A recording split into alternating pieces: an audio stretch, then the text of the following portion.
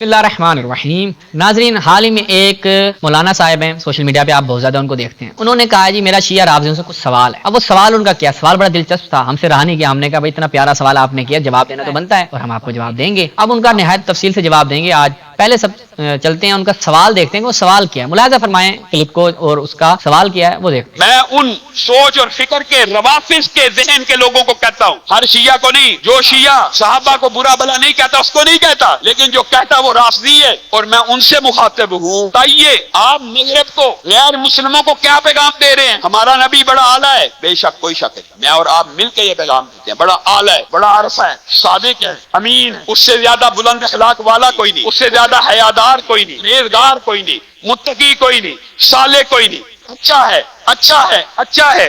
ایک بندے کے بارے میں پوری دنیا میں ہم پیغام دے رہے ہیں اچھا ہے، اور آپ ایسے بدبخت ہیں، آپ کھڑے ہوتے ہیں، آپ کہتے ہیں خود تو اچھا ہے لیکن اس کی ساری بیویاں بری ہیں، امی عائشہ بھی، امی حفصہ بھی، ام حبیبہ بھی، معاذ اللہ۔ اچھا ہے لیکن اس کے سارے سسر برے ہیں، ابو بکر بھی، عمر بھی، ابو سفیان۔ اچھا ہے لیکن اس کا جو دماد عثمان ہے وہ بھی برا ہے، معاذ اللہ۔ اچھا ہے لیکن جب دنیا میں سے چلا گیا تھا اس کے سارے ساتھی معاذ اللہ بے ایمان ہو گئے تھے، صرف 4 ایماندار رہ گئے۔ یہ مقدمہ آپ دنیا کے سامنے لڑ رہے ہیں کہ پیغمبر تو بڑا اعلیٰ ہے لیکن اس کا سارا ارد گرد جتنے بھی لوگ ہیں وہ برے، معاذ اللہ۔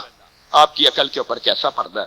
آئیے آج اگر یہ ناموس صحابہ بل پاس ہو گیا تو آپ کو سب سے پہلے ہماری تائید کرنی چاہیے تھی کہ آج کے بعد حسن و حسین کی، سیدنا علی کی گستاخی کی سزا 10 سال ہو چکی ہے۔ اللہ کے بندو، جس نے کرنی نہیں، میں اہل سنت کے نمائندے کے طور پہ کہہ رہا ہوں، جس نے کرنی نہیں میری طرف سے اس کی سزا سزائے موت بھی رکھ دی جائے، مجھے کوئی اعتراض نہیں ہے۔ کیا آپ کو اس بات کے اوپر کوئی اعتراض ہے؟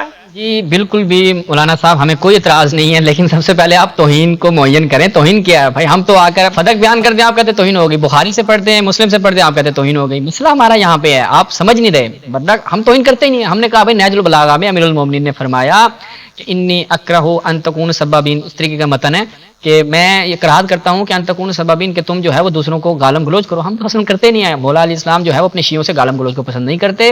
ہم آپ کے ان ہستیوں کو اصلاً کوئی برا بلا نہیں کہتے، ہم فقط حقائق پیش کرتے ہیں، اس پہ آپ کو برا لگ جاتا ہے، پھر آپ کہتے ہیں اس کو توہین ہے۔ ہمیں مسئلہ یہاں پہ ہے، سمپل سی بات، توہین کا کرائٹیریا معین کر دیں، ٹھیک ہے، مقدسات کا کرائٹیریا معین کریں تو بس بات مسئلہ حل ہو جائے گا۔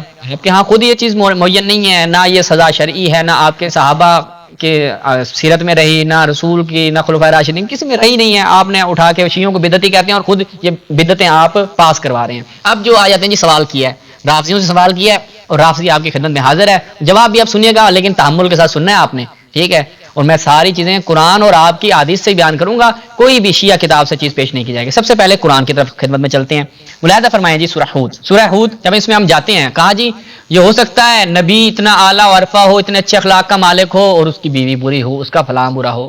قرآن نے اس کی بے شمار مثالیں دی ہیں۔ نبی اولو العزم پیغمبر حضرت نوح کیا کہا؟ یا بنی ارکب معنا ولا تکن مع الکافرین، کہ اے بنیا یعنی اے میرے بیٹے آ جاؤ، اس کشتی میں سوال ہو جاؤ، کافروں میں سے نہ ہو جانا۔ لیکن حضرت نوح بلاتے رہ گئے اور وہ نہ آئے، کیا کہا؟ فقال رب ان ابنی من اہلی، اے اللہ یہ میرا بیٹا میرے اہل میں سے ہے۔ کیا کہا اللہ تعالیٰ نے؟ کیا جواب دیا؟ قال یا نوح انہ لیس من اہلک، یہ جو تیرا بیٹا ہے یہ تیرے اہل میں سے نہیں ہے۔ کیوں نہیں ہے؟ بیٹا تو ہے لیکن یہ کس چیز کا اہل نہیں ہے کہ آپ اس کو بلاؤ، یہ اب نافرمان ہو چکا ہے۔ وہ وجہ بتائی جا رہی ہے، انہ عمل غیر صالح، نبی کا بیٹا تھا۔ اللہ نے کہا نہیں، عمل غیر صالح انجام دے رہا ہے، نبی کا بیٹا ہو کوئی مسئلہ نہیں ہے لیکن اس کا عمل درست نہیں ہے، تو نبی کے اوپر قدغن نہیں آتی۔ آپ کہتے ہیں کہ آپ غیر مسلموں کو کیا پیغام دے رہے ہیں؟ بھائی ہمارا قرآن یہ پیغام دے رہا ہے، نبی اعلیٰ ہوگا، عرفہ ہوگا، اعلیٰ اخلاق کا مالک ہوگا۔ اگر اس کا بیٹا، آپ کہیں گے حضرت آدم سے شروع کر دیں، حابیل و قابیل کا واقعہ وہ غیر مسلم دیکھے گا، وہ کہے گا آپ کا تو ابو البشر جو ہے، ابو البشر بشریت کے جو باپ ہیں ان کے بیٹوں میں دیکھو فساد شروع ہو گیا، ایک نے دوسرے کو مار دیا۔ آ جائیں حضرت نوح کا بیٹا، آپ کہیں تو آپ کے نبی ٹھیک نہیں ہے، یہ عقلی منطقی بات ہے، قرآنی بات ہے۔ یہ ایک نقطہ تھا جو آپ کی خدمت بیان کیا۔ اس کے بعد یہ تو بیٹے کے حوالے سے آ گیا، اب دیکھ لیتے ہیں بیویوں کے حوالے سے۔ نبی کی بیوی ہو کوئی اور کفر اختیار کر جائے، کوئی ایسا کام کر دے، وہ جہنم میں نہیں جائے گی؟ نہیں۔ سورہ تحریم ملاحظہ فرمائیں کیا کہا کہ اللہ تعالیٰ نے کافروں کے لیے مثال دی، امرأۃ نوح و امرأۃ لوط، حضرت لوط کی بیوی، حضرت نوح کی بیوی، کانت تحت عبدین من عبادنا صالحین، کہ یہ دو جو عباد صالح تھے ان کی زیر سرپرستی تھی، فخانتہما، لیکن خیانت کی۔ اب کیا کہا؟ فلم یغنی عنہما من اللہ شیئا، وہ کہتے ہیں کہ اب اگرچہ دو نبیوں کی زیر سرپرستی تھی، لیکن اس کے باوجود بھی نبی کے ساتھ نسبت ہونا ان کو کوئی فائدہ نہیں دے گا. آپ ان کو جہنم سے آزاد کروا دیں، نہیں، ایسا کوئی فائدہ نہیں. یعنی اصلاً یہ آپ کا رشتہ دار ہونا، بیوی ہونا، یہ کوئی نفع میں نہیں ہے آپ کے.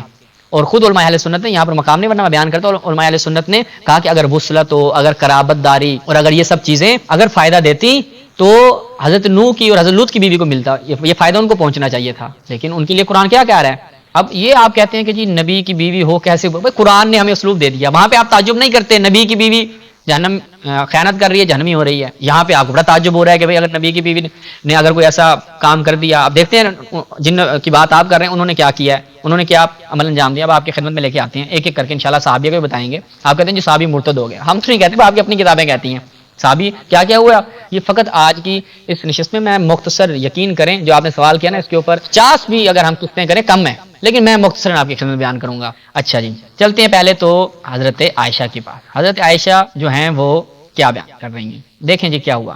ملاحظہ فرمائیں مسند ابی اعلی موصلی میں جب ہم جاتے ہیں اس کی 8ویں جلد، روایت تھوڑی سی طولانی ہے، جناب عائشہ سے ہے، ایک سفر پہ جا رہی ہیں. ان عائشہ انہا قالت، جناب عائشہ کہتی ہیں، میں اس کا خلاصہ بیان کرتا ہوں کہ میں جو میرا اونٹ تھا اس کے اوپر سامان تھا، ٹھیک ہے، اور صفیہ کے جو رسول اللہ کی دوسری بیوی تھی ان کے اونٹ کے اوپر بھی سامان تھا، اس میں تھوڑا وزن زیادہ تھا اور وہ اس وجہ سے سست چل رہا تھا. تو وہ سامان جو ہے رسول اللہ نے کیا کہا، حول متاع عائشہ علی جمل صفیہ، کیا کرنا ہے جناب عائشہ کے سامان کو جو ہے وہ آپ تبدیل کر دیں، جناب صفیہ رد و بدل کر دیں، ٹھیک ہے. اچھا، اب جب جناب صفیہ کا جو صفیہ کا سامان تھا، وحول متاع صفیہ علی جمل عائشہ، اور ان کا سامان جناب عائشہ کے اونٹ پہ رکھ دیں. یہ ہو گیا تو یہ بات بری لگ گئی جناب عائشہ کو. قالت عائشہ فلما رأيت ذلك، جب میں نے یہ چیز دیکھی نا، قلت یا عباد اللہ غلبتنا هذه اليهودیہ علی رسول. یہ جو اب جناب رسول اللہ صلی اللہ علیہ وسلم کی زوجہ کو خود جناب عائشہ کیا کہہ رہی ہیں، یہودیہ غالب آ گئی ہے اللہ کے رسول پہ. یہودیہ تھی وہ، اللہ کے رسول نے ایک یہودیہ سے شادی کی تھی. قرآن کہتا ہے کسی کا نام نہیں بگاڑو، ایک یہودیہ کہا جا رہا ہے، یعنی رسول کی ایک بیوی کو یہودیہ کہا جا رہا ہے. یہ جناب عائشہ. آگے ملاحظہ کرے جو ہم نے بیان کر، یہ ملاحظہ فرمائیں. قالت، کیا کہتی ہیں، الست تزعم انک رسول اللہ، گمان نہیں کرتا کہ یعنی آپ اللہ کے واقعی نا آپ اللہ کے رسول ہیں، آپ کو گمان ہے کہ آپ اللہ کے رسول ہیں. قال فتبسم، رسول اللہ مسکرائے. قال او فی شک انت یا ام عبداللہ، کیا آپ کسی شک میں ہے کہ میں اللہ کا رسول ہوں؟ توجہ کرنی ہے الفاظ، توجہ کرنی ہے. ابھی بخاری سے میں ایک اور مطلب آپ کی خدمت پیش کروں، کہ آپ کو اس میں شک ہے کہ میں اللہ کا رسول ہوں. الست تزعم انک رسول اللہ، اللہ دلتا، یہ جو آپ نے کام کیا ہے یہ عدالت ہے. یہ جو آپ نے کام کیا ہے، میرا سامان جو ہے وہ ادھر کر دیا، اس کا سامان ادھر کر دیا، یہ کوئی عدالت ہے؟ یہ رسول اللہ صلی اللہ علیہ وسلم کی پہلے کہتے کہ آپ نبی ہیں، واقعی آپ نبی ہیں، جو آپ نے کام کیا یہ نبوت کے ساتھ سازگار ہے، نبی تو عدل کرتے ہیں، آپ نے یہ عدل کیا ہے. یہ جناب عائشہ جو آپ کہتے ہیں وہ کیسے ہو سکتی ہیں؟ وہ رسول اللہ صلی اللہ علیہ وسلم کے ساتھ ان کا یہ رویہ تھا. ابھی اور بھی میں رویہ رکھتا ہوں، اسی میں پھر آگے دیکھیں. ہاں اسی میں یہ جناب ملاحظہ فرمائیں کیا کہتے ہیں. جناب ابوبکر نے جب یہ سن لیا، وقان فیہ غرب، حدہ بہت لال پیلے ہو گئے جناب ابو بکر. فاقبل علیہ فلتم وجہی، بھائی یہ جیسے رویہ دیکھا جناب عائشہ کا تو جناب ابو بکر میری طرف آئے اور میرے چہرے پر تماچا رسید کیا. فقال رسول اللہ محلا یا ابا بکر، بھائی رکو ابو بکر کیا کر رہے ہو؟ فقال یا رسول اللہ ما سمعت ما قال، آپ نے نہیں سنا اس نے کیا بات کی ہے. دیکھیں جناب عائشہ رسول اللہ صلی اللہ علیہ وسلم کے ساتھ کیسا رویہ رکھتی تھی. ابھی میں انشاءاللہ اس روایت کی سند بھی ایک دفعہ بتا دیتے ہیں. ملاحظہ فرمائیں جناب یوسف صالح شامی کیا کہتے ہیں تاکہ سند پہ کوئی نہ کہے. ابو یعلا ابو شیخ ابن حبان بسند جید عن عائشہ، سند اس کی بالکل درست ہے. اس کے بعد ایک اور ہم سمت النجوم کا حوالہ بھی آپ کی خدمت میں بیان کر دیتے ہیں جب ہم اس میں جاتے ہیں. تو کیا ہے جی، ابو یعلا ابو شیخ ابن حبان سند حسن عن عائشہ، سند اس کی ٹھیک ہے. یہ دو فقط توثیقات آپ کی خدمت میں پیش. اب یہ جناب عائشہ جو ہیں وہ ان کا رویہ رسول اللہ کے ساتھ تھا. اب یہ کہتے ہیں کہ جی سسر کی باری آ گئی. اب دیکھیں صحیح بخاری جب ہم اس میں جاتے ہیں، آپ کہیں ان سسر کا پاس ہم نے نہیں رکھا یا ہم نہیں رکھتے، شیعہ نہیں رکھتے، رافضی نہیں رکھتے، نہیں بھائی. جناب زہرا سلام اللہ علیہا جب گئی ہیں اپنا حق لینے کے لیے، کیا کہا، فغضبت فاطمہ بنت رسول اللہ فہجرت ابا بکر. جب جناب زہرا نے اپنے حق کا مطالبہ کیا ہے، آپ کہتے ہیں کہ آج شیعہ رافضی جناب ابو بکر رسول اللہ کے سسر کا پاس نہیں رکھتا. بھائی یہ پاس جناب زہرا نے نہیں رکھا، جناب ابو بکر کیا کر رہے تھے، آپ کے بقول روایت بیان کر رہے تھے، حدیث بیان کر رہے تھے. اگر وہ روایت اور وہ حدیث واقعا رسول اللہ کی ہوتی تو جناب زہرا کبھی غضبناک نہ ہوتی. انہی سسر کے اوپر جناب زہرا غضبناک ہو جاتی ہیں اور اس انداز میں غضبناک ہوتی ہیں کہ ان سے کبھی کلام نہیں کرتی، یہاں تک کہ دنیا سے رخصت ہو جاتی ہیں. اور تاریخ کے اوراق کو پلٹ کر دیکھ لیں، آپ کو کہیں نہیں ملے گا کہ انہوں نے جناب زہرا کے غسل و کفن و تدفین میں شرکت کی ہو، مراسم میں تشییع جنازہ میں شرکت کی ہو، کہیں نہیں ملے گا آپ کو. رسول اللہ کے جنازے سے بھی غائب، جناب زہرا بدعت الرسول کے جنازے سے بھی غائب. یہ ایک عمدہ دلیل ہے، تاریخ چیخ چیخ کر پکار رہی ہے کہ جناب زہرا ان افراد پر غضبناک رہیں اور اسی حالت میں دنیا سے گئیں۔ آپ کہتے ہیں ہم شیعہ پاس نہیں رکھتے، شیعہ توہین کرتے ہیں، یہ شیعہ جناب زہرا غضبناک ہوئی ہیں، تو یہ تشیع کے اوپر بات نہ کریں۔ اب آپ چلتے ہیں کچھ اور روایات دیکھیں جی، اسی میں ہم جب جاتے ہیں صحیح مسلم میں، جب آپ چلتے ہیں صحیح مسلم ملاحظہ فرمائیں، صحیح مسلم دارالسلام کی چاپ ہے، اس میں جب ہم جاتے ہیں 2 روایتیں ہیں، دیکھیے گا جی، اب توجہ کرنا، آپ نے ہمیں موقع دیا جو ہے جواب دینے کا، اب جواب سن بھی لیجیے گا۔ یہ جناب عائشہ اور جناب حفصہ کیا کرتی تھی رسول اللہ کے ساتھ، یہ روایت نمبر ملاحظہ فرمائیں 1474، کیا جی روایت یہ ہے کہ سامع عائشہ تخبر، جناب عائشہ جو ہے وہ خبر دیتی ہیں، عبید بن عمیر روایت کرتے ہیں کہ ان نبی کان یمکث عند زینب بنت جحش، وہ رسول اللہ جو ہے وہ زینب بنت جحش کے پاس رکتے تھے، یعنی کان یمکث، جب وہ بہت زیادہ ان کے پاس رکتے تھے، تکرار کے ساتھ یہ عمل انجام پایا، فیشرب عندها عسلا، ان کے پاس جناب وہ شہد کھاتے تھے، تو جناب عائشہ کہتی ہیں فتواتیت انا وحفصہ، میں نے اور حفصہ نے نا ایک پلاننگ کی، آپس میں ایک تعہد کیا کہ ہم میں سے جس کے پاس بھی رسول اللہ آئیں گے تو کیا کہنا ہے، فلتقل انی اجد منک ریح مغافیر، ایک بری چیز ہے، مغافیر ایک ایسی چیز ہے کہ جس کی بدبو ہوتی ہے، ایک بری اسمیل آتی ہے، آپ سے وہ اسمیل سی آ رہی ہے، جبکہ رسول اللہ کیا ہے اصل شہد کھا کے آتے تھے، لیکن انہوں نے کہا ہم ایسا کریں گے کہ آپ زینب بنت جحش کے پاس جاتے ہیں، وہاں پر آپ شہد ایک ایسی چیز کھاتے ہیں اس سے تو بدبو آتی ہے، ٹھیک ہے، پھر اس طرح جو ہے رسول اللہ اس کام سے باز آ جائیں گے، ہم اگر یہ ایک پلاننگ کر کے یہ کام انجام دیں گے تو رسول اللہ کو ہم اس کام سے باز رکھ لیں گے، تو اس کے بعد وہی بالکل رسول اللہ کہتے ہیں نہیں بھائی، بل شربت عسلا، میں نے تو جو ہے وہ شہد کھایا تھا عند زینب بنت جحش، ولن اعود له، چلو ہرگز میں پھر اس کو دوبارہ نہیں کروں گا، یہ دوبارہ نہیں۔ دیکھیں رسول اللہ کے حوالے سے پھر وہ آیت آتی ہے کہ جس چیز کو اللہ نے آپ پہ حلال کرا دیا، آپ کسی کی وجہ سے اس کو حرام نہ سمجھیں۔ اچھا جی، اب اسی میں یہ جناب عائشہ کا آپ دیکھیں نا، آپ کہتے ہیں ان کے متعلق آپ کہتے ہیں وہ کیسی ہو سکتی ہیں، وہ رسول اللہ کے ساتھ کیسی تھیں۔ اب ایک اور روایت دیکھیں، آپ کو افاقہ ہو جائے گا، اسی صحیح مسلم میں جب ہم جاتے ہیں 1479۔ اچھا جی، جناب عمر کہتے ہیں کہ لما اعتزل نبی اللہ نساءہ، جب رسول اللہ جو ہیں وہ اپنی بیویوں سے جدا ہو گئے تو میں مسجد میں گیا، ایسے لوگ جو ہیں وہ یہ بات کر رہے تھے، طلق رسول اللہ نساءہ، رسول اللہ نے اپنی بیویوں کو طلاق دے دی، یہ اس سے پہلے جب حجاب کا حکم آیا اس سے پہلے کی یہ بات ہے، وذالک قبل ان یؤمرنا بالحجاب قال عمر فقلت، میں نے کہا لا اعلمن ذلک، میں دیکھتا ہوں اس واقعے کی تحقیق کرتا ہوں، یہ ملاحظہ کریں یہاں پہ، فدخلت علی عائشہ، میں عائشہ کے پاس گیا، یا بنت ابی بکر قد بلغ من شانک ان تؤذی رسول اللہ، کہ یہ تمہاری شان ہے کہ تم رسول اللہ کو اذیت دو، فقالت ما لی وما لک یا ابن الخطاب، تجھے مجھ سے کیا سروکار ہے اے خطاب کے بیٹے، جا اپنی بیٹی کے حال حوال لے، اس سے جا کے پوچھ، وہ رسول اللہ کو اذیت کرتی ہے، قال فدخلت علی حفصہ بنت عمر، میں حفصہ کے پاس آیا، فقلت لها یا حفصہ قد بلغ من شانک ان تؤذی رسول اللہ، کیا تیری یہ شان ہے، یعنی یہ تجھے سوٹ کرتا ہے کہ تو رسول اللہ کو اذیت کرے، یعنی یہ رسول اللہ کو اذیت کرتی تھی، رسول اللہ سے جدا ہو جاتے تھے اور خبریں گردش کرتی تھیں کہ رسول اللہ نے اپنی بیوی کو طلاق دے دی۔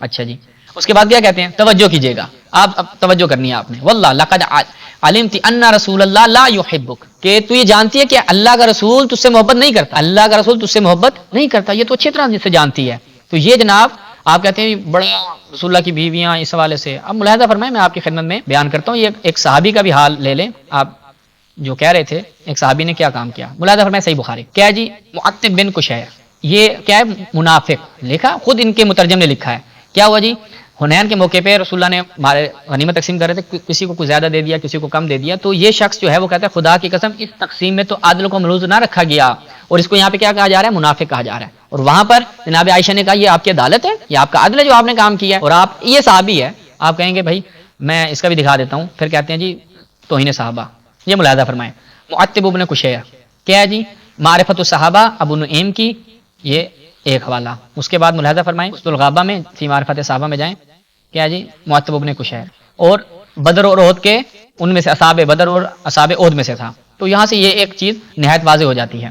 اب آپ کہیں گے دیکھیں صحابہ رسول اللہ کے ساتھ کیا کرتے تھے، توہین کے پرچے آپ نے کروانے ہیں، یہ بل پاس کروانے تو ملاحظہ فرمائیں، صحیح بخاری، رسول اللہ نے کیا جی، اور یہ بھی حکم دیا کہ بخاری کی روایت ہے 2506 2505، ملاحظہ فرمائیں، جب لوگوں نے حج کا احرام باندھ رکھا تھا، ان میں سے اس کے ساتھ کوئی اور نیت نہ تھی، جب ہم مکہ پہنچے تو آپ نے ہمیں حکم دیا کہ ہم اس عمرے کے احرام میں بدل لیں، اسے عمرے کے احرام میں بدل لیں، تو ہم نے اس کو عمرے کے احرام میں بدل ڈالا، اور یہ بھی حکم دیا کہ عمرہ کرنے کے بعد ہم احرام کھول دیں اور اپنی بیویوں کے بارے میں پابندیوں سے آزاد ہو جائیں۔ اس پر لوگوں میں چیم و گوئیاں ہونے لگیں۔ عطا کہتے ہیں حضرت جابر نے کہا ہم میں سے کوئی مینا اس حالت میں جائے گا کہ اس کے عضو خاص سے، یعنی عضو تناسل سے، معذرت کے ساتھ یہ لفظ استعمال کر رہا ہوں، منی ٹپک رہی ہو، ہم نے بیویوں سے تازہ تازہ جمع کیا ہو، حضرت جابر نے اپنے ہاتھ سے اشارہ بھی کیا، یعنی وہ اشارہ بھی کر رہے ہیں اعوذ باللہ۔ جب یہ بات نبی کو پہنچی، آپ خطبہ دینے کے لیے کھڑے ہوئے، فرمایا مجھ تک یہ بات پہنچی ہے کہ لوگ اس طرح کی باتیں کر رہے ہیں، یعنی یہ مخالفت، اللہ کی قسم میں سب سے زیادہ نیک اور سب سے زیادہ اپنے دل میں اللہ کا ڈر رکھتا ہوں، یعنی رسول اللہ جو 23 سال کا عرصہ انہوں نے گزارا، صحابہ کی تربیت کی، آخری جو حج تھا ان کا پہلا اور آخری حج، اس میں صحابہ رسول اللہ کی اتنی بات مانتے تھے۔ اچھا جی، آگے کیا ہے، صحیح مسلم میں جب ہم جائیں دیکھیں جی رسول اللہ کیا یہاں پہ حضرت عائشہ کیا کرتی ہیں ان صحابہ کے حوالے سے. حضرت عائشہ سے روایت کی انہوں نے فرمایا ذوالحجہ کے 4 یا 5 دن گزر چکے تھے کہ آپ میرے پاس تشریف لائے، آپ غصے کی حالت میں تھے. میں نے دریافت کیا اللہ کے رسول آپ کو کس نے غصہ دلایا؟ اللہ اسے آگ میں داخل کرے. آپ نے جواب دیا کیا تم نہیں جانتی میں نے لوگوں کو ایک حکم دیا کہ جو قربانی ساتھ نہیں لائی وہ عمرے کے بعد احرام کھول دیں، مگر وہ اس پر عمل کرنے میں پس و پیش کر رہے ہیں. صحابہ رسول اللہ کی بات نہیں مان رہے، رسول اللہ غضبناک ہو جاتے ہیں.